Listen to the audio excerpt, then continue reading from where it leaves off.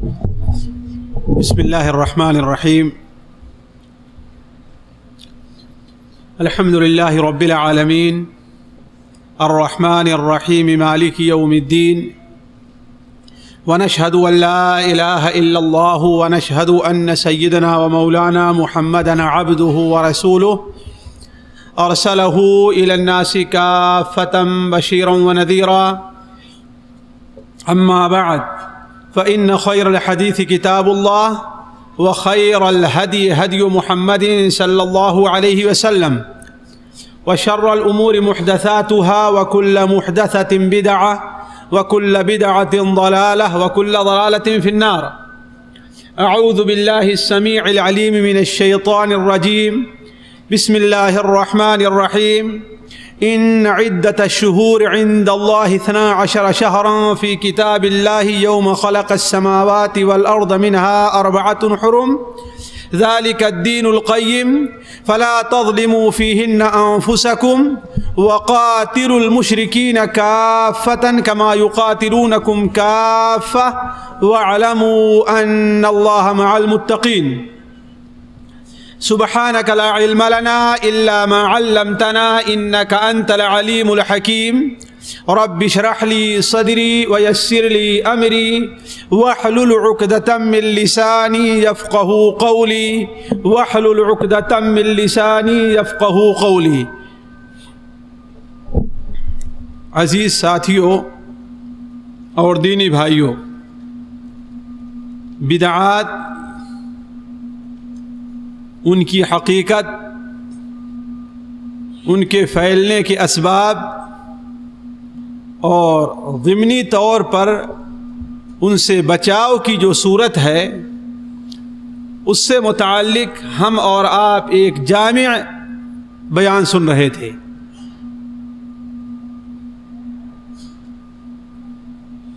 اسی سلسلے سے متعلق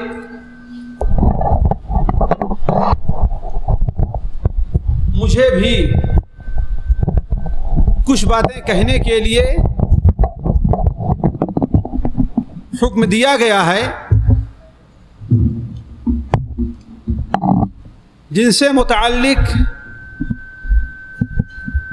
چند باتیں میں آپ کے سامنے رکھوں گا. سب سے پہلے مقدمے کے طور پر ایک ایسی بات کو ذہن میں رکھ لیا جائے جو ہمارے شیخ کے 1 گھنٹے کی تقریر کا خلاصہ ہے، اور اگر اس بات پر غور کر لیا جائے تو میری آگے کی بات سمجھنے میں آسانی ہوگی، اور صرف آسانی ہی نہیں بلکہ آپ کے لیے مستقبل میں بدعات کو جاننے اور پرکھنے کا ایک اصول مل جائے گا. پہلی بات تو یہ ہے کہ شیخ نے اپنی تقریر کے اندر یہ مختصر طور پر یہ بات آپ کے سامنے رکھی کہ دین کامل ہو چکا ہے. دین اسلام جو حضرت آدم علیہ السلام سے شروع ہوا اور حضرت محمد مصطفیٰ صلی اللہ علیہ وسلم پر آ کر کے تمام ہوا، یہ اب بالکل مکمل ہو چکا ہے. اور کسی چیز کے مکمل ہونے کا یہ معنی اور مفہوم ہے کہ اگر اس میں کسی چیز کا اضافہ کیا جائے پھر بھی غلط ہے، اور اگر اس میں سے کوئی چیز کم کر دی جائے پھر بھی غلط ہے. اگر اس میں کسی چیز کا اضافہ آپ نے کیا، اس کا مطلب وہ چیز مکمل نہیں تھی. اس میں سے کسی چیز کو آپ نے کم کر دیا، اس کا مطلب یہ ہے کہ پھر بھی وہ چیز مکمل طور پر اپنی حالت میں نہیں تھی.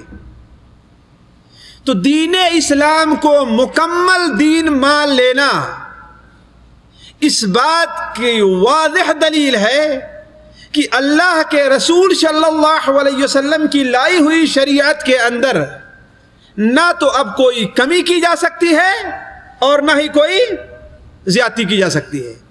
جہاں زیادتی کی گئی یہ بھی غلط ہوا، اور جہاں کمی کی گئی وہ بھی غلط ہوا۔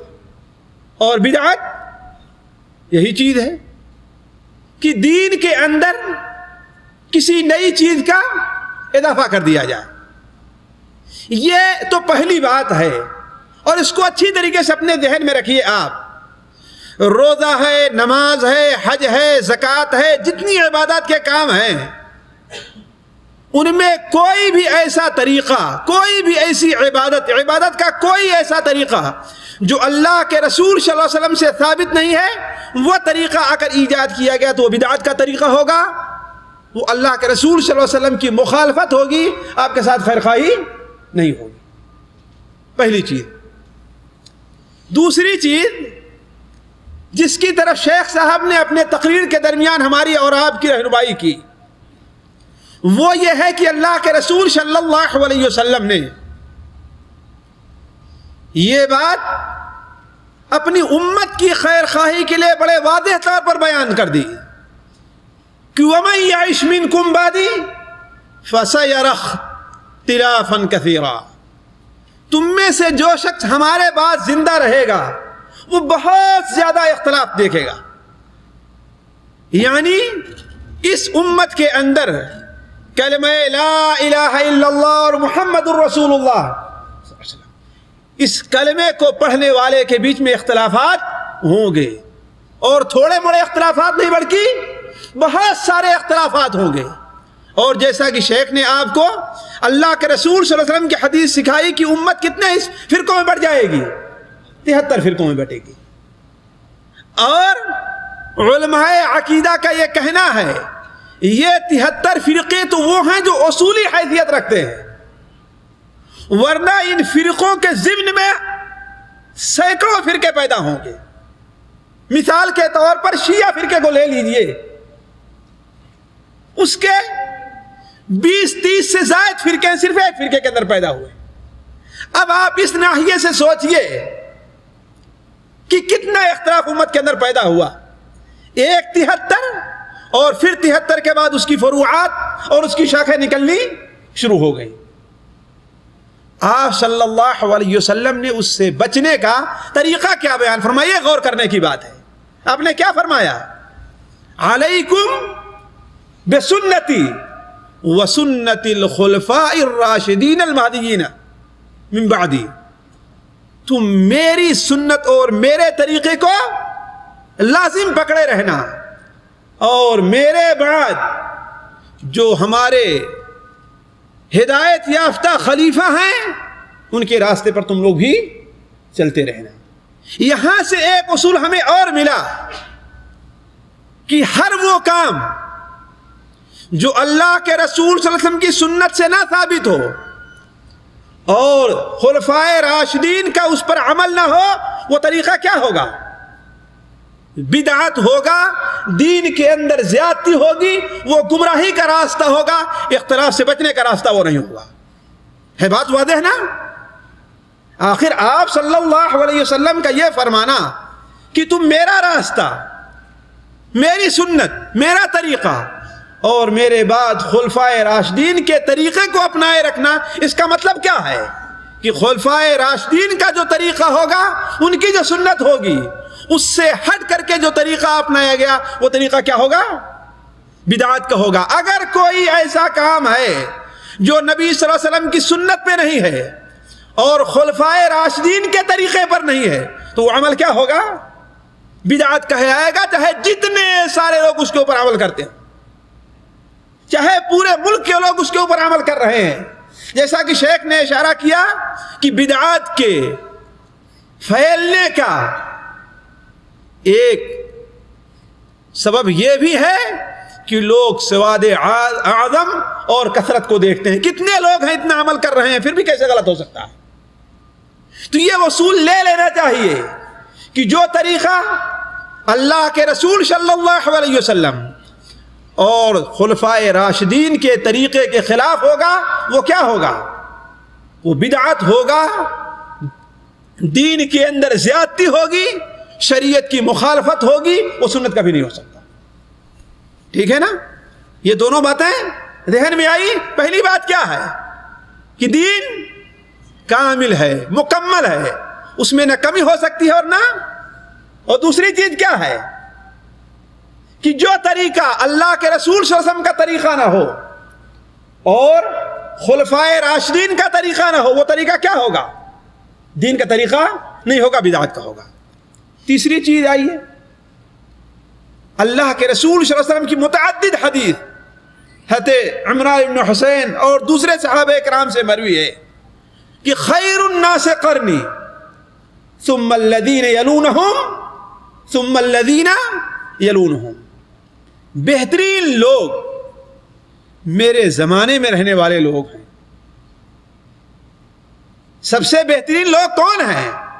جو میرے زمانے میں ہیں، میرے قرن میں ہیں، میرے ساتھ ہیں یا میری صدی میں ہیں.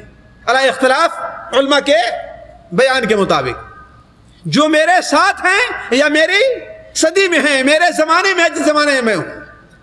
ثم الذین یلونہم، پھر اس کے بعد وہ لوگ ہیں جو ان کے بعد آئیں گے، پھر وہ لوگ ہیں جو ان کے بعد آئیں گے. یعنی 3 زمانہ ایسا ہے جس کے اندر ہمیشہ سنت کا غلبہ رہا ہے اور بدعت پٹتی رہی ہے، بدعت پٹتی رہی ہے اور وہ مغلوب رہی ہے. اور وہ 3 زمانہ کون ہے؟ اللہ کے رسول صلی اللہ علیہ وسلم کا. ظاہر بات اس زمانے میں بدعات کے سر اٹھانے کوئی سوال پیدا ہی نہیں ہوتا ہے. جیسا کہ بخاری شریف میں ہے کہ چند صحابہ کرام آپ صلی اللہ علیہ وسلم کی عدم موجودگی میں آپ کے گھر تشریف لے آئے اور آپ کی عبادت کے بارے میں سوال کیا. تو شاید ام سلمہ آپ کی زوجہ محترمہ ہیں، حضرت انس بن مالک کی روایت ہے. انہوں نے بتایا کہ اللہ کے رسول صلی اللہ علیہ وسلم کی یہ طریقہ ہے، کبھی آپ روزہ رکھتے ہیں، کبھی آپ افطار کرتے ہیں، رات کا کچھ حصہ آپ نماز پڑھتے ہیں، کچھ حصہ اپنے بال بچوں کے ساتھ رہتے ہیں، کچھ حصہ آپ سوتے ہیں. لوگوں نے کہا کہ یہ تو بڑا ہلکا سا عمل ہے، یہ تو بڑا معمولی سا عمل ہے. اپنے گاؤں میں رہو گے، شہر میں رہو گے تو مشغول رہو گے، لہذا جیسے ہمارے یہاں لوگ کہتے ہیں نکل چلو، تاکہ بالکل تمام علائق سے، تمام چیزوں سے قطع تعلق ہو کر کے دین کے کام میں لگ جاؤ. آپ صلی اللہ علیہ وسلم نے اس کی تصحیح فرمائی اور کہا تم لوگوں کا یہ طریقہ غلط ہے، تمہارا یہ طریقہ غلط ہے، یہ طریقہ میری سنت نہیں بلکہ بدعت ہوگا. یہ میرا معاملہ یہ ہے کہ میں روزہ بھی رکھتا ہوں، افطار بھی کرتا ہوں، نماز بھی پڑھتا ہوں، رات میں سوتا بھی ہوں، اور ہم نے شادی بھی کی ہے. فمن رغب عن سنتی فلیس منی، جس نے میری سنت سے اعراض کیا وہ ہمارے راستے پر نہیں ہے.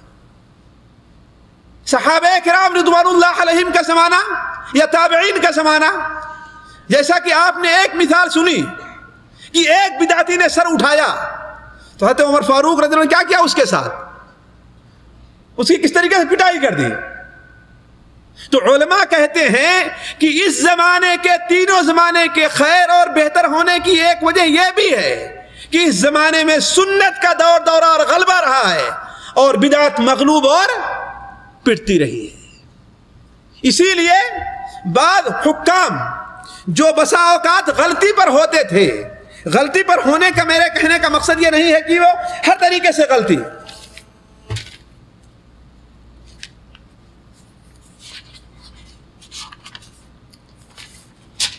غلطی پر ان کے ہونے کا مطلب یہ ہے کہ ان کے اندر بڑی کوتاہیاں بھی رہا کرتی تھی، ان سے دین سے متعلق بعض کوتاہیاں اور بعض غلط چیزوں کو صدور بھی ہوا کرتا تھا.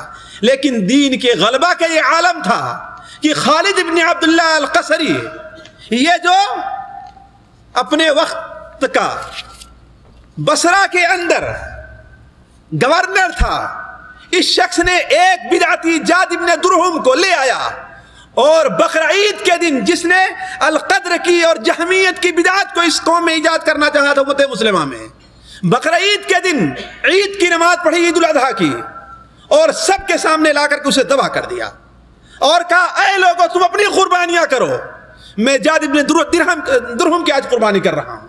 اس لیے کہ یہ کہتا ہے کہ اللہ تعالیٰ نے حضرت موسیٰ علیہ السلام سے کلام نہیں کیا ہے، یعنی یہ بدعت ایجاد کرنا چاہتا تھا کہ اللہ تعالیٰ ایسی بات نہیں کرتا کہ لوگ سنیں.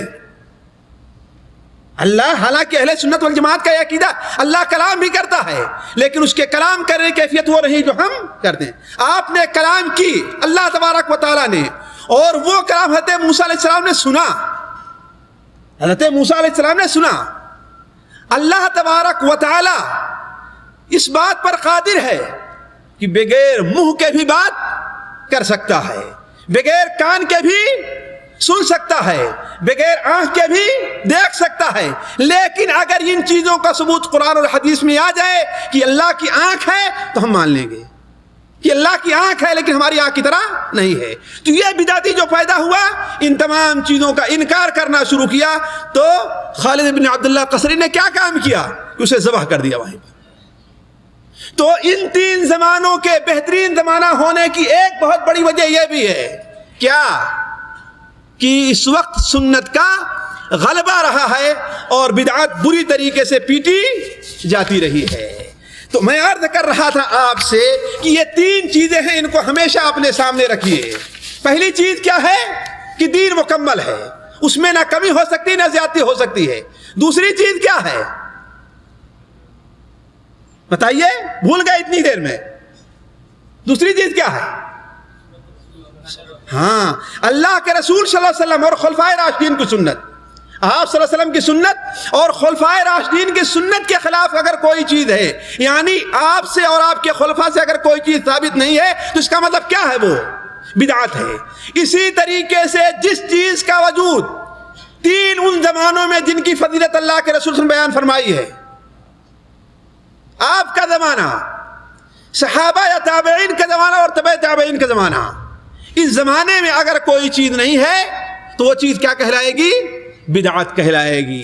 یہ تین چیزیں ہیں، اس کو سامنے رکھیے. اب ہم اپنے اصل موضوع کی طرف آتے ہیں. وہ کیا ہے؟ رجب اور شعبان کی بدعات سے متعلق. دیکھیے، رجب کا مہینہ اللہ تبارک و تعالیٰ نے ان مہینوں میں قرار دیا ہے جو مہینے حرمت کے ہیں، احترام کے ہیں. ان عدت الشہور عند اللہ 12 شہرا. مہینوں کی تعداد اللہ تعالیٰ نے کتنی ہے؟ 3 ہے. ہاں 12 ہے ہوش میں ہمارے ساتھ ہیں، اس کا سو نہیں رہے ہے کہ نہیں. مہینوں کی تعداد کل کتنی ہے؟ 12 ہے، اور 4 مہینے ان میں حرمت کے ہیں. کون؟ رمضان، شوال، ذی القعدہ اور ذی الحجہ. ذی القعدہ، ذی الحجہ، محرم اور سفر. یہ بھی غلط ہے.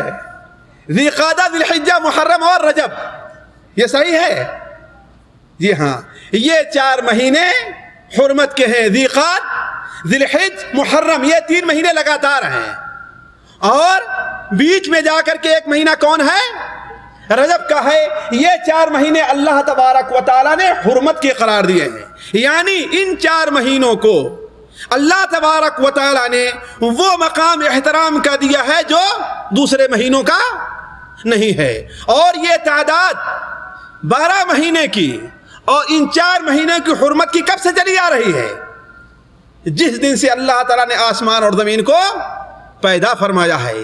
اسی لیے عرب کے لوگ جو اپنے کو ملت ابراہیمی پر ہونے کے دعوے دار تھے، وہ ان 4 مہینوں کا بڑا احترام کیا کرتے تھے. ان 4 مہینوں میں قتل و غارت گری نہیں کرتے تھے. کسی قبیلے کے اوپر دوسرا قبیلہ حملہ نہیں کرتا تھا. اور اللہ تبارک و تعالیٰ کی اس میں بہت بڑی حکمت تھی کہ 3 مہینے ذی القعدہ، ذی الحجہ، محرم، یہ تو حج کے لیے اللہ تعالیٰ نے موقع دیا تھا لوگوں کو. حج سے پہلے 1 مہینہ اور حج کے بعد 1 مہینہ، یہ 3 مہینے اور حج کا مہینہ. اور 5-6 مہینہ گزر جانے کے بعد لوگوں کو عمرہ کے لیے بھی 1 مہینے کی فرصت تھی، تاکہ اطمینان سے آ کر کے اس مہینے کے اندر اس گھر کا یعنی بیت اللہ شریف کا وہ لوگ عمرہ وغیرہ کر سکیں.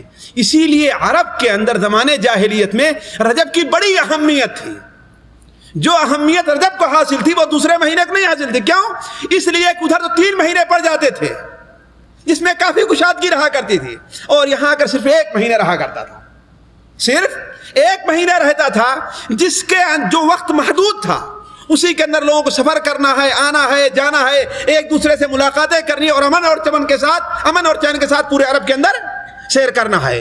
اس لیے ان کے نزدیک یہ مہینہ بڑا مبارک مہینہ تصور کیا جاتا تھا۔ علی کل حال رجب کا مہینہ ان 4 مہینوں میں سے ایک مہینہ ہے جس مہینے کو اللہ تبارک و تعالی نے احترام کا مہینہ قرار دیا ہے۔ اس مہینے کی فضیلت سے متعلق اور اس مہینے کے اندر نیک عمل سے متعلق اللہ کے رسول صلی اللہ علیہ وسلم سے کوئی چیز ثابت نہیں ہے، اور یہ چیز علماء کے اتفاق کی بنیاد پر ہے، الا یہ کہ یہ مہینہ بھی حرمت کے مہینوں میں سے ہے۔ حضرت عبداللہ ابن عباس رضی اللہ تعالیٰ کا فرمان ہے کہ ان مہینوں میں جس طریقے سے اللہ تبارک و تعالیٰ نے عبادت کی اہمیت دی ہے، اسی طریقے سے گناہ کے کام کو بھی اس مہینوں میں زیادہ برا قرار دیا ہے۔ اس لیے کہ آپ لوگ اچھی طریقے سے جانتے ہیں جگہ کے اور مکان کے بدلنے سے کسی نیکی کی اہمیت بھی بڑھ جاتی ہے اور برائی کی بھی اہمیت شناعت بڑھ جاتی ہے کہ نہیں؟ کوئی آدمی جھوٹ بولے ورکشاپ میں اور کوئی آدمی جھوٹ بولے مسجد میں آ کر، دونوں فرق ہے نا؟ کوئی آدمی چوری کرے کسی ورکشاپ سے اور کوئی آدمی چوری کرے مسجد سے آ کر لوگوں کا جوتا، تو کیا ہے دونوں برابر ہیں؟ دونوں برابر نہیں ہیں۔ کیوں؟ اس لیے کہ یہ جگہ محترم ہے۔ اسی طریقے سے کوئی آدمی شراب پیے شوال اور شعبان وغیرہ کے مہینے میں اور وہ آدمی شراب پیے رمضان کے مہینے میں، تو دونوں کی شناعت اور قباحت کے اندر فرق ہے۔ اسی طریقے سے ہر مہینے میں گناہ کا کام برے ہیں، لیکن حرمت کے جو مہینے ہیں ان کے اندر گناہ کے کاموں کی شناعت اور بڑھ جاتی ہے۔ اسی لیے اللہ تعالیٰ فرماتا ہے فَلَا تَظْلِمُوا فِيهِنَّ أَنفُسَكُمْ، ان مہینوں میں اپنے اوپر تم لوگ ظلم نہ کرو۔ اپنے اوپر ظلم کا معنی بھی سمجھ لیجئے کیا ہے۔ کوئی آدمی اپنے کو تھپڑ مارتا ہے کہ اپنے کو پہاڑ پر سے گرا دیتا ہے؟ اپنے اوپر ظلم کا معاملہ کیا ہے؟ یعنی کوئی گناہ کا کام کرے جس کی وجہ سے اس کے اوپر سزا واجب ہو جائے۔ ظاہر بات کوئی انسان چوری کرتا ہے تو اپنے اوپر ظلم کرتا ہے، کیوں؟ اس لیے کہ ہاتھ اس کا کاٹا جائے گا۔ کوئی آدمی نماز نہیں پڑھتا اپنے اوپر ظلم کرتا ہے، کیوں؟ اس لیے کہ اسے اس کی سزا ملے گی۔ تو گناہ کے کام کرنے کو قرآن اور حدیث میں کیا کہا گیا ہے؟ اپنے اوپر ظلم کرنا، یعنی ان مہینوں میں گناہ کے کام تم نہ کرو۔ تو عرض کرنے کا مقصد یہ ہے کہ رجب سے متعلق خصوصی کوئی ایسی فضیلت رجب کی یا خصوصی کوئی ایسی عبادت ثابت نہیں ہے جو دوسرے مہینوں کے اندر نہ ہو۔ البتہ شیخ اور اہل علم بیٹھے ہیں، ایک چیز ہے جو حدیث کی روشنی میں معلوم ہوتی ہے، وہ سنن کے اندر روایت ہے اور متعدد صحابہ کرام سے، اور صحیح روایت ہے سنن ابو داؤد وغیرہ میں بھی ہے، مخنب بن سلیم کی اور دوسرے صحابہ کی، کہ اللہ کے رسول صلی اللہ علیہ وسلم نے عرفہ کے میدان میں آپ نے اعلان فرمایا تھا۔ عرفہ کے میدان میں، اس کا مطلب یہ ہے کہ یہ بالکل آخری بات ہے اور آخری پیغام ہے۔ آپ نے عرفہ کے میدان میں اعلان فرمایا کہ ہر گھر والوں پر سال بھر میں ایک قربانی کرنا ہے اور ایک عتیرہ کرنا ہے۔ ایک قربانی کرنا ہے اور ایک عتیرہ کرنا۔ عتیرہ کی تھوڑی سی میں تفسیر کر دوں۔ عتیرہ اصل میں زمانے جاہلیت کے اندر رجب کے مہینے میں کچھ لوگ اللہ تعالیٰ کو رضا مندی کے لیے، اللہ کو خوش کرنے کے لیے، اور کچھ لوگ اپنے بتوں کے نام پر، کچھ لوگ اپنے بابا کے نام پر، کچھ لوگ کسی مزار پر ایک بکری یا ایک اونٹ یا ایک جانور ذبح کیا کرتے تھے۔ اسے کیا کہتے تھے؟ عتیرہ کہا جایا کرتا تھا، جسی کو رجبیہ بھی کہا کرتے تھے۔ اور ظاہر بات شریعت کے اندر غیر اللہ کے نام پر کوئی چیز ذبح کرنا جائز نہیں ہے کہ نہیں ہے؟ نہ چڑھاوا چڑھانا جائز ہے، نہ چادر چڑھانا جائز ہے، نہ مرغا چڑھانا جائز ہے، نہ بکری۔ سارا کا سارا کام کیا ہے؟ یہ شرک ہے۔ سارا کا سارا کام کیا ہے؟ یہ شرک ہے۔ چاہے رجب کے مہینے میں کیا جائے یا ربیع الاول کے مہینے میں کیا جائے یا ربیع الثانی کے مہینے میں 12 وفات اور 11ویں شریف اور فلاں شریف کو کیا جائے، جب بھی کیا جائے گا، جب غیر اللہ کے نام پر کوئی چیز چڑھائی جائے گی، اس کی نظر مانی جائے گی غیر اللہ کو خوش کرنے کے لیے، تو وہ کام کیا ہوگا؟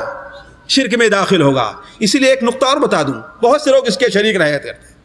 علماء عقیدہ نے لکھا ہے کہ ایک شخص آپ کے پاس آتا ہے، مثال کے طور پر وہ وزیر ہے، منسٹر ہے، یا جج ہے، آپ نے اس کو دعوت دی، یا وکیل ہے، یا ڈسٹرکٹ مجسٹریٹ ہے، یعنی کوئی بھی آدمی ایسا شخص ہے جس سے آپ کی کوئی غرض وابستہ ہے،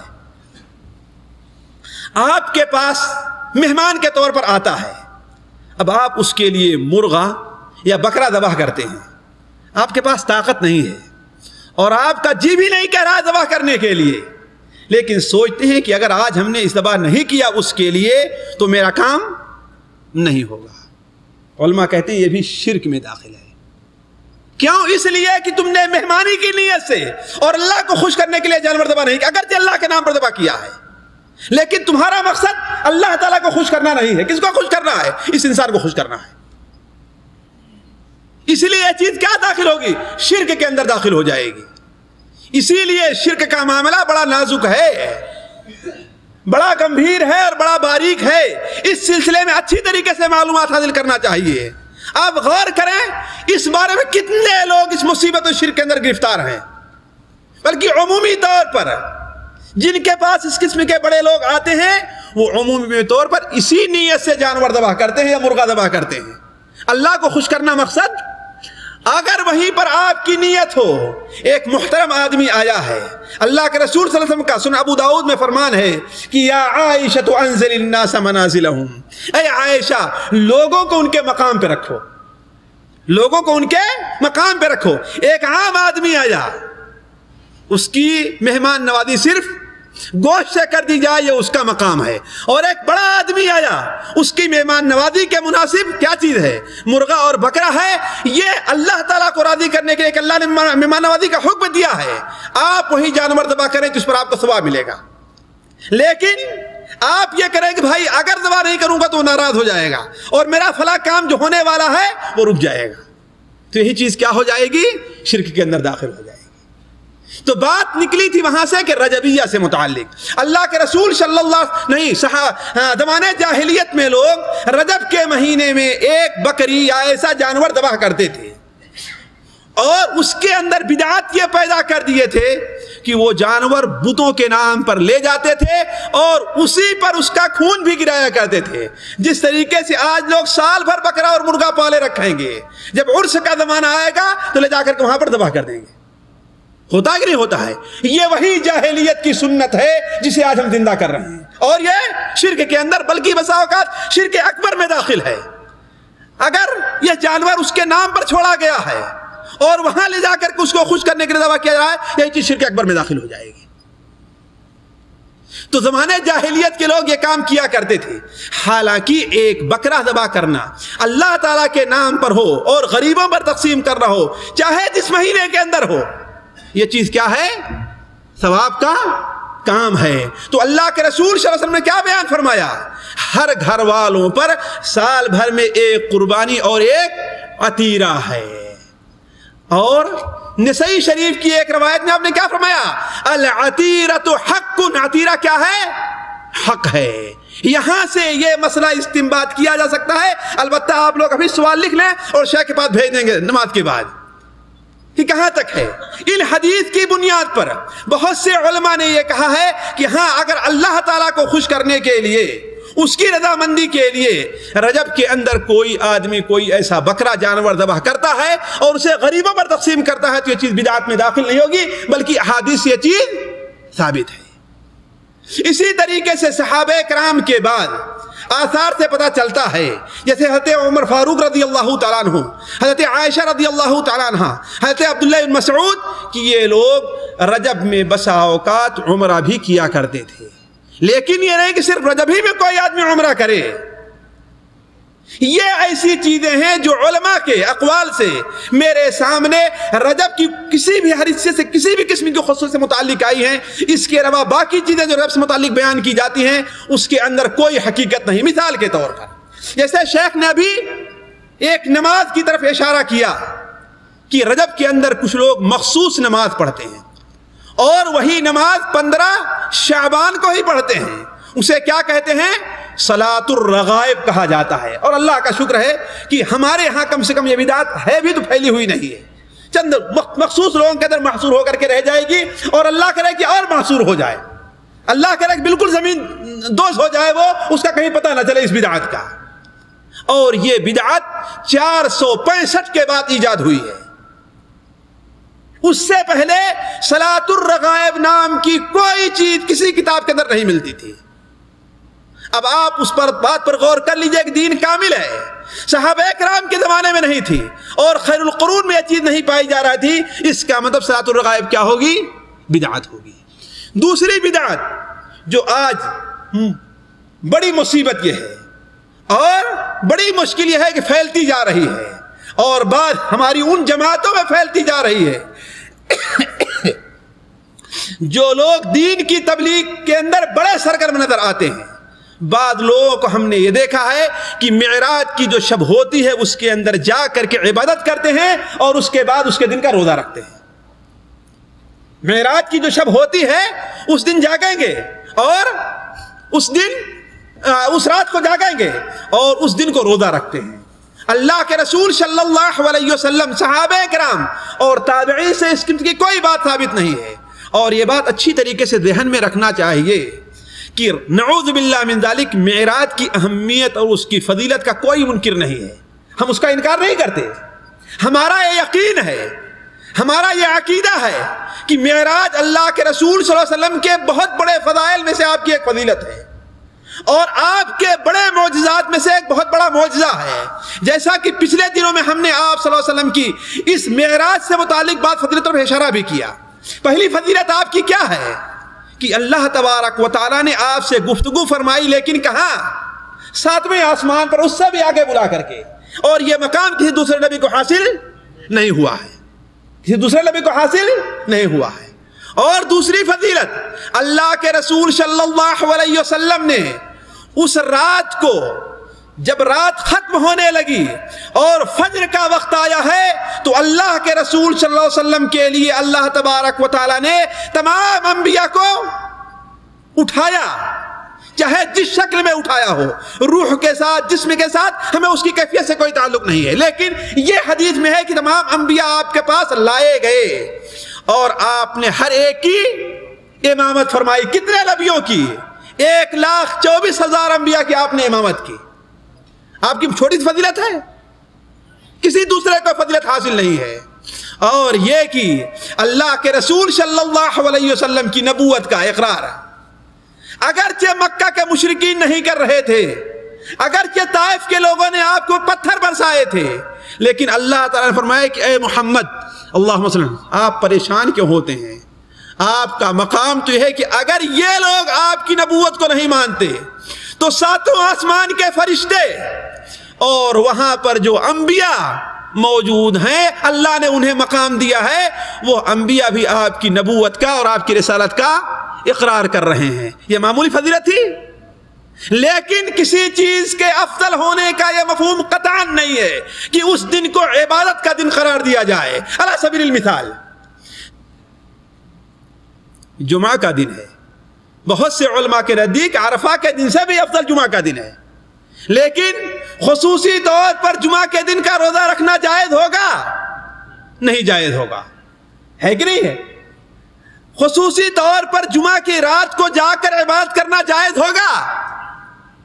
حالانکہ کوئی کہے تو بہت مبارک دن ہے، ہم روزہ رکھیں گے اس دن، لیکن اللہ کے رسول صلی اللہ علیہ وسلم چونکہ منع فرمایا ہے، آپ نے کیا فرمایا؟ لا تخصوا لیلۃ الجمعۃ بعبادہ، جمعہ کی رات کو عبادت کے لیے خاص نہ کرو اور نہ جمعہ کے دن کو روزے کے لیے خاص کرو. لہذا معلوم یہ بات ہونی چاہیے کسی چیز کا افضل ہونا الگ معنی ہے اور اس کی مناسبت سے کسی عبادت کو خاص کرنا یہ الگ معاملہ ہے. لیلۃ المعراج اور اسراء یہ بڑی مبارک رات ہے اللہ کے رسول صلی اللہ علیہ وسلم کے لیے، لیکن ساری امت کے لیے بڑی افضل ہے، بڑی مبارک ہے. 5 وقت کی نمازیں فرض ہوئی اور 50 نمازوں کا ثواب آپ کو دیا جا رہا ہے.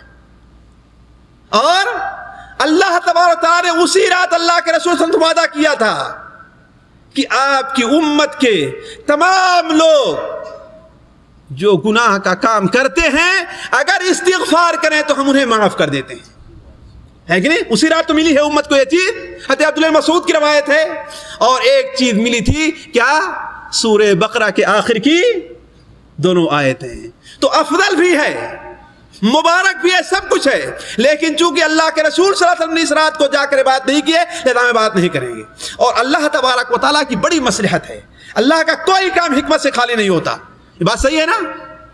حالانکہ مسلمان سینکڑوں کی تعداد میں موجود تھے اور آپ ہجرت کے بعد 10 سال سے زائد زندہ رہے، لیکن یقینی طور پر تاریخی اعتبار سے اور حدیثی اعتبار سے یہ ثابت نہیں ہے کہ اسراء اور معراج کس رات کو پیش آئی ہے۔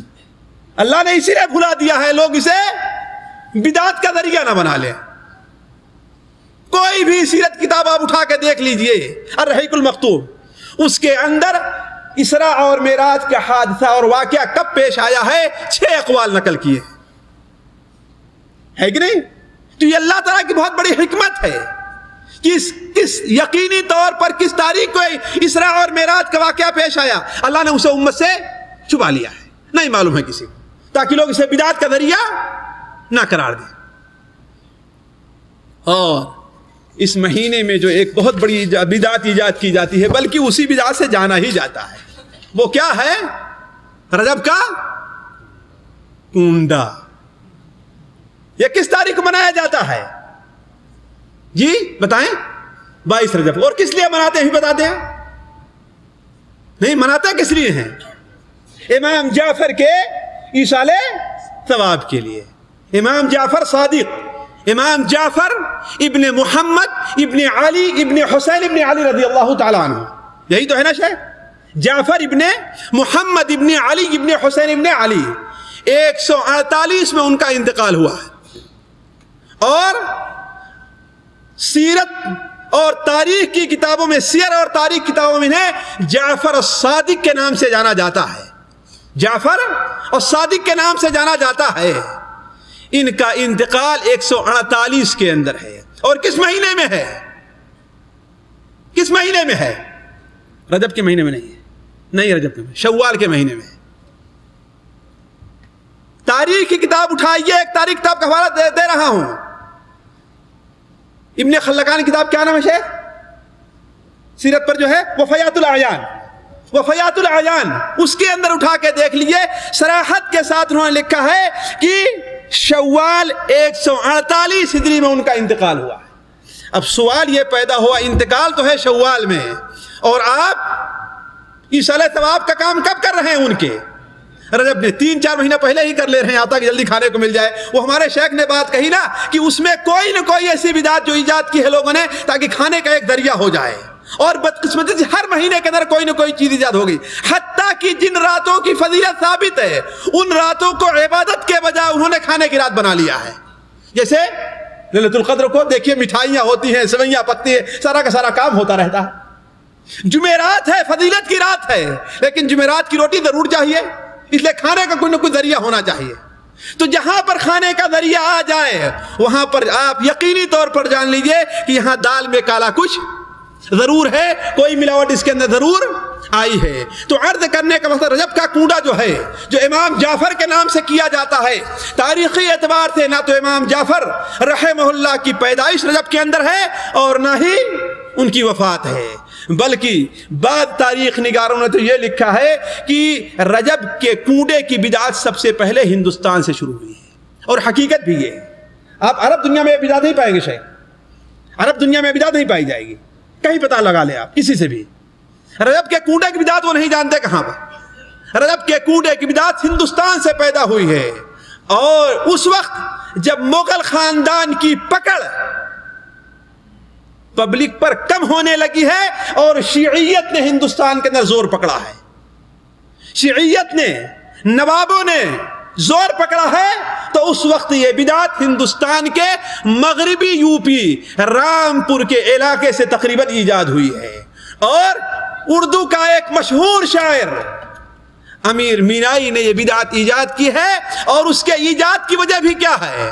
وہ یہ ہے کہ حضرت امیر معاویہ رضی اللہ تعالی عنہ کا انتقال کب ہے؟ رجب کے مہینے میں۔ اس لیے اس خوشی کے اندر ان بدبختوں نے یہ بدعت ایجاد کی اور سنیوں کے اوپر لا کے تھوپ دی، تاکہ سنی جس کو اپنا امام مانتے ہیں، اپنا خلیفہ مانتے ہیں، اسی کے انتقال پر خوشی منائیں، اور آج ہم بڑی خوشی سے مناتے چلے جا رہے ہیں۔ اس تفصیل طرف میں نہیں جانا چاہتا، اور دوسری کے رجب کے کوڑے اس لیے کہ بات درمیان میں رہ جائے گی۔ آگے والی بات آتی ہے شعبان سے متعلق۔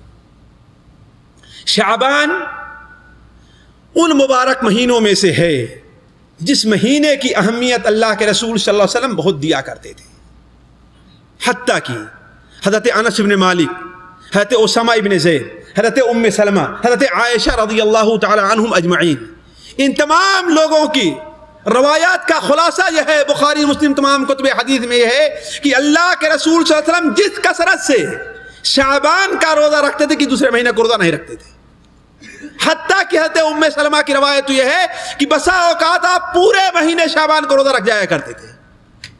اور جب حضرت اسامہ نے سوال کیا، نسائی شریف کی روایت ہے کہ اے اللہ کے رسول صلی اللہ علیہ وسلم، ہم یہ دیکھتے ہیں کہ آپ جس کثرت سے شعبان کا روزہ رکھتے ہیں کسی دوسرے مہینے کا روزہ نہیں رکھتے، تو آپ نے کیا بیان فرمایا؟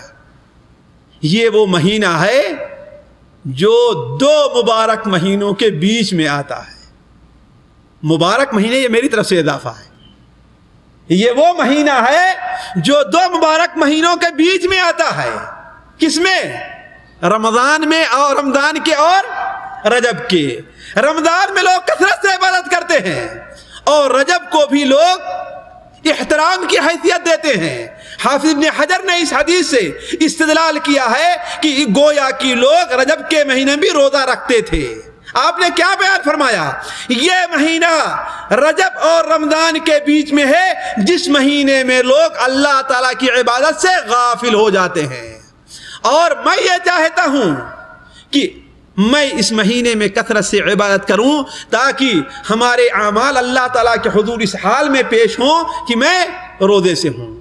اور یہ وہ مہینہ ہے جس مہینے بندوں کا سالانہ بجٹ اللہ تعالیٰ کے حضور پیش کیا جاتا ہے۔ کون مہینہ؟ شعبان کا مہینہ ہے۔ تو معلوم یہ ہوا کہ اس مہینے میں سنت کا کام کیا ہے؟ کثرت سے روزہ رکھنا۔ اور وہ حدیث جسے علامہ البانی رحمہ اللہ، حافظ ابن حجر اور دوسرے بہت سے علماء نے اسے صحیح قرار دیا ہے، سنن ابن ماجہ وغیرہ کے اندر، ترمذی شریف میں ہے کہ شعبان کی 15ویں رات کو اللہ تبارک و تعالی اپنے بندوں کی طرف نظر رحمت کرتا ہے، اور مشرک اور مشاہین کے علاوہ سارے لوگوں کو معاف کر دیتا ہے۔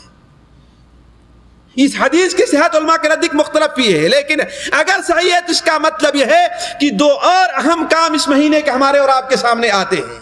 وہ کیا ہے؟ آپس کے اختلاف کو دور کیا جائے، ایک بھائی دوسرے بھائی کا کینہ اپنے دل کے اندر نہ رکھے۔ کیوں؟ اس لیے کہ اگر کینہ رکھا تو اس مبارک مہینے میں اس کی مغفرت نہیں ہو پائے گی۔ اور دوسری چیز یہ ہے شرک سے بھی دور رہا جائے، چھوٹا شرک ہے تو، بڑا شرک ہے تو، کھلا شرک ہے تو، ظاہری شرک ہے تو، ہر قسم کا جو شرک ہے اس سے انسان اپنے آپ کو بچائے۔ تو یہ اس مہینے کا مبارک کام ہے۔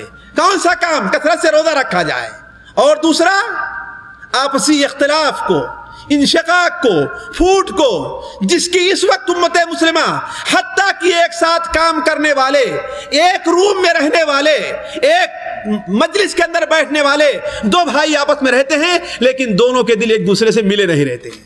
حتیٰ کہ بسا اوقات ایک اسٹیج پر تقریر کرنے والے رہتے ہیں پھر بھی دونوں کے دل ملے ہوئے نہیں رہتے ہیں، ہے کہ نہیں ہے؟ پھر اللہ تعالیٰ کی رحمت کیسے نازل ہوگی؟ ایک کام کرے، دعوت کا کام وہ بھی کرتا ہے، دعوت کا کام وہ بھی کرتا ہے، تبلیغ کا کام وہ بھی کرتا ہے، تبلیغ کا کام وہ بھی کرتا ہے، لیکن دونوں کے دلوں کے اندر اتنا فاصلہ ہے جتنا زمین اور آسمان کے بیچ میں فاصلہ ہے۔ اور اگر بیٹھائیے دونوں کو کہ آپس میں بیٹھ کر کے مسئلے کو حل کر لیں تو معاملہ اور بگڑتا چلا جاتا ہے۔ ایک دوسرے کے اوپر الزام، ایک دوسرے کے اوپر تہمت، ایک دوسرے کے بارے میں بدنی، معاملہ دور تک بڑھتا چلا جاتا ہے۔ حالانکہ یہ کوئی معمولی بات نہیں ہے۔ امام بخاری رحمہ اللہ اپنی کتاب الادب المفرد میں نقل فرماتے ہیں کہ بندوں کے نامے اعمال جمعرات کو اور سمار کو بندوں اللہ کے اوپر پیش کیے جاتے ہیں۔ اللہ تبارک و تعالیٰ تمام لوگوں کو معاف کر دیتا ہے، مگر وہ شخص جو اپنے بھائی کا کینہ اپنے دل میں رکھتا ہے، اللہ تعالیٰ کیا فرماتا ہے؟ چھوڑ دو، ان کو کنارے کر دو، ان کا معاملہ کنارے کر دو، یہاں تک کہ دونوں آپس میں صلح کر لیں۔ تو یہ مبارک مہینہ جو آنے والا ہے یہ ہمارے آپ کو درس عمل دے رہا ہے سرائے عام ہے ان لوگوں کے لیے جو اپنے بھائیوں کا کینہ اپنے دلوں کے اندر رکھتے ہیں، چاہے عامی ہے تو، چاہے عالم ہے تو، چاہے جاہل ہے تو، چاہے مولوی ہے، چاہے جو کوئی بھی ہے، کہ اپنا محاسبہ کرے، اپنے ماضی کو دیکھے کہ آیا کس بنیاد پر میں اپنے بھائی کا کینہ اپنے دل میں رکھ رہا ہوں۔ اس لیے کہ امام بخاری رحمہ اللہ نے ادب المفرد کے اندر ایک روایت نقل کی ہے اور ایک واقعہ نقل کیا ہے حضرت ابو ہریرہ رضی اللہ تعالی عنہ کا، کہ وہ ایک مجلس میں درس دے رہے تھے اور کہا، درس شروع کرنے سے پہلے ذرا غور سے سنیں گے، درس شروع کرنے سے پہلے کہ اللہ کا واسطہ ہے کہ اس مجلس میں اگر کوئی شخص رشتہ داری کو توڑنے والا، اپنے بھائی کا کینہ رکھنے والا تو نکل جائے اس مجلس سے، اور جب تک نہیں نکلتا میں اللہ کے رسول کا پیغام نہیں سناتا، اس کو اللہ کے رسول کی حدیثیں نہیں سناتا ہوں۔ یہاں تک کہ ایک شخص نکل کر کے گیا اپنی خالہ یا اپنی پھوپھی کے پاس اور معذرت چاہیے۔ اس کی پھوپھی نے کہا کہ بیٹے اتنی دین سے تو ہم سے دور ہو، ناراض ہو، آج وجہ کیا ہے تو اپنی معافی چاہنے کے لیے آئے ہو؟ کہا اللہ کے رسول کے صحابی نے یہ بات کہی ہے۔ کہا ٹھیک ہے ہم نے تمہیں معاف کر دیا، لیکن جا کر پوچھا ان صحابی سے انہوں نے ایسی بات کیوں کہی ہے؟ مجلس کے خاتمے پر وہ شخص آ کر کے پوچھتا ہے تو حضرت ابو ہریرہ نے کیا جواب دیا کہ اللہ کے رسول صلی اللہ علیہ وسلم کا فرمان ہے کہ ان مجلس والوں پر اللہ تعالیٰ کی رحمت نازل نہیں ہوتی جس مجلس کے اندر کوئی کینہ پرور اور رشتہ داری کو توڑنے والا موجود ہے۔ تو امت مسلمہ پر اللہ کی رحمت کیسے نازل ہوگی؟ جتنی لمبی لمبی دعائیں کی جائیں، جتنا رویا جائے اللہ تعالیٰ کے سامنے، لیکن جب تک اپنے دلوں کو نہیں صاف کیا جاتا، اپنے دل سے بھائی کا کینہ نہیں نکالا جاتا، ایک کام کرنے والے، ایک مجلس میں بیٹھنے والے، ایک مسجد میں نماز پڑھنے والے، ایک ساتھ سب بات کر کے کھڑے ہونے والے، ایک اللہ کی دعوت دینے والے، ایک رسول کا پیغام پہنچانے والے، دونوں کے اندر اتنی دوری ہے جتنا زمین اور آسمان کی دوری ہے۔ ان سے کبھی مزاج ملا ہے نہ دل ملا، یہ اتفاق ہے کہ وہی ہم نشی رہے، ذہنوں کا فاصلہ ہے جب فاصلہ مشیر، وہ ہم خیال ہو نہ سکے ہم نشی رہے، یہ ہے ہمارا حال۔ تو یہ مہینہ مبارک، مہینہ شعبان کا جو آ رہا ہے، یہ ہمیں دعوت عمل دے رہا ہے کہ ہم 3 چیزوں کی طرف خصوصی طور پر توجہ دیں۔ پہلی چیز کیا ہے؟ کثرت سے روزہ رکھیں، اور کثرت سے روزہ رکھنے کی جو فضیلت ہے ہم اچھی طریقے سے جانتے ہیں۔ دوسری چیز شرک سے دور رہیں، خواہ چھوٹا شرک ہے خواہ بڑا شرک ہے، اس لیے کہ شرک کوئی بھی ہو اللہ تعالیٰ اسے معاف نہیں کرے گا، چاہے چھوٹا شرک ہے یا بڑا شرک ہے، اللہ اس کے اوپر گرفت کرے گا اور پکڑ کرے گا۔ اور تیسری بات کیا ہے؟ اپنے دل سے اپنے مسلمان بھائیوں کا کینہ نکال دیں۔ تو یہ اس مہینے کی فضیلت سے متعلق یہ بات تھی۔ اب یہ دیکھیں اختصار کے طور پر کہ اس مہینے میں بدعات کیا کیا ایجاد کر لی گئی ہیں، اور وہی 3 اصول جو ہم نے شروع میں رکھے ہیں، ان تفصیل کو میں نہیں رکھوں گا، 3 اصول کو سامنے رکھیں۔ کیا یہ چیزیں اس سے پہلے پائی جاتی تھی کہ نہیں پائی جاتی تھی؟ صحابہ کرام کے زمانے میں تھی، حدیثوں کے اندر موجود ہے، خیر القرون میں اس کا وجود تھا؟ قطعاً یہ چیزیں نہیں تھی۔ پہلی چیز تو کیا ہے؟ آتش بازی، پٹاخے پھوڑنا۔ دیکھ لیجئے دکان والے لا کر کے اپنی دکانیں سجانا شروع کر دیں گے ابھی سے، ہندوستان اور پاکستان کے اندر۔ سعودیہ میں شروع ہو گیا بدقسمتی سے یہ چیز، سعودی میں شروع ہو گئی۔ امت کا پیسہ، جہاں لوگ اس امت کے اندر ایسے بھی پائے جاتے ہیں کہ جب جانور ذبح کیا جانا شروع ہوتا ہے تو بچے اس کا خون لینے کے لیے اپنا پیار لے کے کھڑے ہو جاتے ہیں، تاکہ اس خون، ناپاک خون کو، نجس خون کو پی کر کے اپنی بھوک بجھائے۔ وہاں پر ہمارا یہ حال ہے مسلمانوں کہ ہزاروں نہیں بلکہ لاکھوں کا پیسہ ہم آتش بازی کے اندر اڑا دیتے ہیں، جبکہ یہ ایسی چیز ہے جو خیر القرون کے اندر کہیں نہیں پائی جاتی تھی۔ اور یہ بدعات مسلمان ہندوستان کے اندر ہندوؤں سے آئی ہے، اور غیر ہندوستان میں مجوسیوں سے بدعات آئی ہے۔ اس لیے کہ ہندو دیوالی مناتا ہے، مسلمان شب برات منانا شروع کر دیا، بالکل دیوالی کی نقل ہے۔ اور اگر دیوالی میں جو جو کام ہوتے ہیں اور جو جو عقیدے پائے جاتے ہیں اس پر آپ اگر نظر کریں تو مکمل طور پر آپ کو شعبان اور شب برات کے مہینے میں آپ کو نظر آئے گا۔ اچھے کھانے پکانا دیوالی میں پکاتے ہیں، دیوالی کے اندر بھی اپنے پرکھوں کا کھانا پکا کر کے رکھتے ہیں، اور مسلمان بھی اپنے بزرگوں کا فاتحہ کرتے ہیں۔ 2 مہینہ 4 مہینہ 6 مہینہ جائے کوئی بھی مر گیا ہو، اس کی مغفرت کا لوگ انتظار کرتے ہیں، کبھی اس کی مغفرت نہ ہو، ابھی اٹکا رہنے دو اس کو، ابھی اسے لٹکا رہنے دو۔ شعبان کا مہینہ آئے گا تو اس کے نام سے کچھ دے دیں گے تو وہ چھوٹ جائے گا۔ ارے خیر خواہی تو یہ ہے کہ جیسے ہی وہ مرا ہے اس کا چھٹکارا کراؤ اللہ تبارک و تعالیٰ سے، اس کے لیے دعا کرو، اس کے لیے صدقہ اور خیرات کرو، اس کا قرض ادا کرو، اس کے اوپر جو لوگوں کے حقوق ہیں وہ ادا کرو۔ یہ کیا ہے کہ شعبان تک اسے لٹکائے ہوئے ہو، تم اللہ کے عذاب کے حوالے کیے ہوئے ہو، اس کے بعد چھٹکارا دلاؤ گے تم۔ تو جس طریقے سے ہندو دیوالی کے موقع پر اپنے پرکھوں کا کھانا کراتے ہیں اور مردوں کی عید کہتے ہیں، اسی طریقے سے مسلمانوں نے بھی یہ بدعت اپنی قوم کے اندر اور اپنے اندر ایجاد کر لی۔ تو ہندوستان میں یہ بدعت مسلمانوں نے ہندوؤں سے لی ہے، اور غیر ملکوں میں یہ بدعت کہاں سے لی گئی ہے؟ مجوسیوں اور آتش پرستوں سے، اس لیے کہ وہ لوگ آگ کی اہمیت دیا کرتے تھے۔ اسی طریقے سے بہت سے علاقے میں اگر شعبان کا نام آتا ہے تو ایک چیز کا اور تصور فوراً دوڑ جایا کرتا ہے، ایک چیز کا تصور، وہ کیا ہے؟ حلوہ۔ صحیح کہا ہے، حلوہ کا ایسا مشہور ہو گیا ہے کہ حلوے کا تعلق ہی شعبان سے ہے۔ جس طریقے سے سوئی کا تصور کب سے ہے؟ عیدوں سے ہے۔ عید کا تصور آیا کہ قسم قسم کی اور طرح طرح کی سوئیوں کا تصور انسان کے ذہن میں آ جایا کرتا ہے۔ اسی طریقے سے حلوے کے جہاں تصور آیا، قسم قسم کے رنگ برنگے گیلے پیلے کالے گورے ہر قسم کے حلووں کا تصور انسان میں آ جایا کرتا ہے، انسان کے ذہن میں آتا ہے۔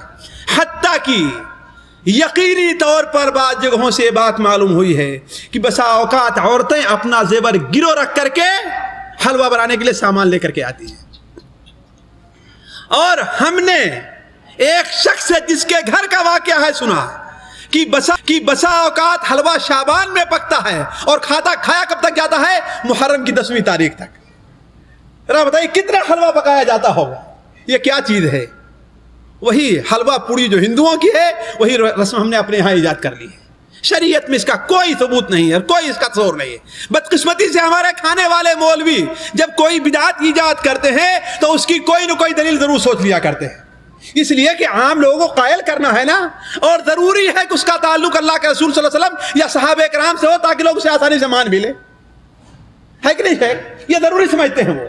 اسی لیے حلوہ پوڑی کے بارے میں کیا کیا کہ ارے بھائی اس کی وجہ یہ ہے کہ اللہ کے رسول صلی اللہ علیہ وسلم دندان مبارک شہید ہو گئے تھے اور آپ کو سخت چیز کھانے میں تھوڑی سی تکلیف ہو رہی تھی، تو حضرت فاطمہ نے آپ کے لیے حلوہ پکایا تھا، تو آپ نے حلوہ کھایا تھا۔ اسی مناسبت سے اسی یاد کو تازہ کرنے کے لیے ہم بھی حلوہ کھاتے، لیکن جہاد کے لیے تو یاد نہیں تازہ کرتے، دانت توڑوانے کے لیے تو یاد نہیں تازہ کرتے اپنی۔ مسلمان مجبوروں کی مدد کرنے کے لیے تو نہیں کہا آگے بڑھتے ہیں، صرف حلوہ کھانے کے لیے بڑی تیزی سے اس سنت کو ایجاد کر لیا، جبکہ اس کا تعلق اس حادثے سے کوئی ہے ہی نہیں۔ تمام سیرت کتابیں اٹھا کر کے دیکھ لیے کہ غزوہ احد کس مہینے میں پیش آئی تھی؟ شوال میں تھی، وہ شعبان میں تھی ہی نہیں۔ لیکن چونکہ عوام ہیں، ان کو تاریخ کا پتہ نہیں، ان کو سیرت کا پتہ نہیں ہے، ان کو اللہ کے رسول کے طریقے کا پتہ نہیں ہے، اس لیے جو بات کہیں گے وہ مان لیں گے، اور ماشاءاللہ انہیں کہنے کا ڈھنگ بھی آتا ہے۔ مشاعروں پہ چھا جاتے ہیں وہ گھٹا کی طرح، غزل سناتے ہیں گاگا کے جو لتا کی طرح، ہے کہ نہیں ہے؟ تو جو نثر کے اندر قوالی گاگا کر کے سنائیں گے اور جھوٹے موٹے قصے، ظاہر بات لوگ ان کی بات آسانی سے مان بھی لیں گے۔ ارے اتنا بڑا مولوی ہے، اتنا بڑا عالم ہے، وہ کہیں غلط تھوڑی کہے گا۔ لیکن حقیقت کے میدان میں آؤ، کودو دیکھو۔ اسی لیے آپ سے پہلے بھی کہا تھا، اسی زلفی میں ایک کیسٹ آئی ہے ہندوستان سے، اور جن لوگوں نے سنا انہوں نے ہم سے بتایا کہ ایک مولوی بھیمنڈی میں تقریر کرتے ہوئے کیا کہتا ہے؟ خدا کا شکر ہے تم لوگ جاہل ہو، اس لیے اگر پڑھ لو گے تو ہمارا پول کھل جائے گا۔ خدا کا شکر ہے تم لوگ جاہل ہو، ورنہ سارے کے سارے وہاں بڑے بن جاتے تم لوگ۔ دیکھیے، اور لوگ نعرہ تکبیر بلند کر رہے ہیں، اپنے کو جاہل ہونے پر خدا کا شکریہ ادا کر رہے ہیں۔ یہ دیکھیے، یہ ہے اندھی تقلید جس کے سبب بدعت جنم لیتی ہے۔ تو عرض کرنے کا مقصد، کوئی دینی بات آئے تو سر تحقیق کریں، پوچھیں کہ اس کی حقیقت کہاں تک ہے، کیا اللہ کے رسول صلی اللہ علیہ وسلم صحابہ کرام نے ایسا کیا ہے؟ اسی طریقے سے ایک چیز جس کے اندر ہم نے دیکھا ہے کہ بعض سنت کے پیروکار حضرات بھی اس کے اندر بعض علاقوں میں ملوث ہیں، بعض شہر کے اندر ہم نے دیکھا حتیٰ کہ اہل حدیث لوگ بھی اس کے اندر ملوث ہیں۔ وہ یہ کیا ہے؟ شعبان کی 15ویں شب کو قبر کی زیارت کے لیے اجتماعی طور پر جانا۔ سال بھر کبھی توفیق نہیں ہوگی قبر کی زیارت کے لیے، لیکن شعبان کی 15ویں شب کو ضرور جائیں گے، حالانکہ اس کا ثبوت کہیں بھی نہیں ہے۔ جو ترمذی شریف میں یہ روایت ہے وہ روایت سخت اور سخت ضعیف ہے۔ امام ترمذی رحمہ اللہ بیان فرماتے ہیں کہ ہم نے محمد ابن اسماعیل یعنی امام بخاری رحمہ اللہ سے سنا کہ یہ حدیث ضعیف ہے۔ تو یہ تو نہیں بیان کیا آپ نے کہ یہ حدیث ضعیف ہے، اور اس سے پہلے جو حدیث ہے اس کو آپ نے لوگوں کے سامنے بیان کر دیا۔ کیا کہا کہ امام سنن ترمذی میں حدیث موجود ہے، اور امام ترمذی نے کیا کہا اس حدیث کے بارے میں، اسے آپ نے چھوڑ دیا۔ تو اللہ کے رسول صلی اللہ علیہ وسلم کے بارے میں قطعاً اس بات کا ثبوت نہیں ہے کہ اس رات کو آپ قبر کی زیارت کے لیے گئے۔ لیکن میری باتوں کا غلط مفہوم نہ سمجھیں، قبر کی زیارت بہت اہم چیز ہے، بلکہ میں تو کہتا ہوں سنت مؤکدہ ہے۔ ہر انسان کو ہفتے میں، 10 دن میں، 15 دن میں، 20 دن میں، 1 مہینے میں قبر کی زیارت کے لیے ضرور جانا چاہیے۔ کیوں؟ اس لیے کہ دل نرم ہوتا ہے، دنیا سے بے رغبتی پیدا ہوتی ہے، آخرت یاد آتی ہے۔ یہ انسان وہاں جا کر کے سوچے گا کہ آج تک کسی کو نہیں دیکھا گیا کہ یہاں سے آ کر کے وہ واپس گیا ہو۔ کہ کسی کو دیکھا ہے آپ لوگوں نے؟ کسی کو نہیں دیکھا۔ جوان بھی وہاں پر آئے ہیں، بچے بھی آئے ہیں، بوڑھے بھی ہیں، عورتیں بھی ہیں، سارے کے سارے لوگ وہاں پر موجود ہیں۔ یہ نہیں کہ صرف بوڑھے ہی لوگ وہاں پر آئیں گے، ہر قسم کے لوگ وہاں پر پہنچے ہیں۔ اس لیے سنت ہے جو آج چھوٹی ہوئی ہے مسلمانوں، اللہ کے رسول صلی اللہ علیہ وسلم کا حکم ہے زور القبور، قبر کی زیارت کرو، اس لیے کہ یہ تمہیں آخرت یاد دلاتی ہے اور دنیا سے بے رغبت کرتی ہے۔ تو یہ سنت ہے، صرف شعبان کے مہینے میں نہیں، لیکن قبر کی زیارت ہو، مزارات کی زیارت نہ ہو۔ وہاں جا کر کسی کو قبر اور آخرت نہیں یاد آتی، اس لیے کہ وہ تو ماشاءاللہ اتنا خوشبودار رہتا ہے، اتنا خوبصورت رہتا ہے کہ وہاں انسان اپنے گھر کو بھی بھول جاتا ہے۔ وہاں قبر و آخرت کیا یاد کرے گا؟ قبرستان کی زیارت، قبرستان کی زیارت کی جائے، ویران۔ اسی لیے قبرستان کو کیا کہتے ہیں ہمارے ہاں فارسی میں؟ شہر خاموشاں کہتے ہیں۔ وہاں شور شار، وہاں قوالی نہیں ہوتی ہے کہ نہیں ہے، وہاں سے خوشبو نہیں آتی ہے، خاموش ہے، کوئی کسی بات کا جواب نہیں دیتا۔ پکاریے، چیخیے، چلائیے، کوئی جواب دینے والا وہاں پر آپ کو نہیں ملے گا۔ اور یہ جھوٹے موٹے جو قصے سنائے جاتے ہیں، فلاں بزرگ گئے، آواز لایا تو اتنے مردے اٹھ کر کے جواب دیا، ان کی قصوں اور افسانوں کے علاوہ ان کی کوئی اور حیثیت نہیں ہے۔ ورنہ آپ جا کر آواز دکھا کے دیکھیے، لگا کے دیکھیے، کوئی آپ کا جواب دیتا ہے؟ تو ایسی سنت ہے جو آج چھوٹی ہوئی ہے، اس کی جگہ ایک بدعت نے لے لی کہ آپ نے صرف شعبان میں قبر کی زیارت کرنا شروع کر دیا۔ اسی طریقے سے آخری بات یہ ہے کہ اس مہینے کی ایک بدعت اور ہے کہ 15 تاریخ کو خاص کر لینا روزے کے لیے، اور 15ویں رات کو خاص کر لینا عبادت کے لیے۔ آپ کثرت سے روزہ رکھیے، ایام بیض کا 13، 14، 15 کو رکھیے، لیکن 15ویں تاریخ کو خاص کر کے عبادت کرنا، اس سلسلے میں جو روایت سنن ابن ماجہ کے حضرت علی رضی اللہ تعالیٰ عنہ کی ہے، وہ علماء کے نزدیک سخت ضعیف اور موضوع ہے۔ سخت ضعیف اور موضوع ہے، یعنی کیا مطلب ہے؟ یعنی اللہ کے رسول صلی اللہ علیہ وسلم کی وہ حدیث نہیں ہے، آپ کا وہ فرمان نہیں ہے، نہ صحابہ کرام کے اس کے مطابق عمل رہا ہے، اور نہ خیر القرون میں اس کی کوئی اہمیت دی جاتی رہی ہے۔ تو یہ مختصر طور پر اختصار کے ساتھ آپ کے سامنے ان دونوں مہینوں کی اصلی حقیقت کیا ہے وہ بھی ہم نے رکھی، اور ان کی بدعتی حیثیت کیا ہے وہ بھی ہم نے رکھی۔ اللہ تعالیٰ سے دعا ہے کہ اللہ تعالیٰ ہمیں اور آپ کو سنتوں پر عمل کرنے کی توفیق عطا فرمائے۔ اللہ تعالیٰ ہمارا اور آپ کے یہاں پر اکٹھا ہونا قبول کرے، یہاں جمع ہونے کی برکت سے اللہ تعالیٰ ہمارے اور آپ کو گناہوں کو معاف کرے، ہمیں اور آپ کو سنت پر عمل کرنے کی توفیق دے، اور بدعت سے ہمیں اور آپ کو روکے۔ سبحانک اللہم و بحمدک، اشہد ان لا الہ الا انت، استغفرک و اتوب الیک۔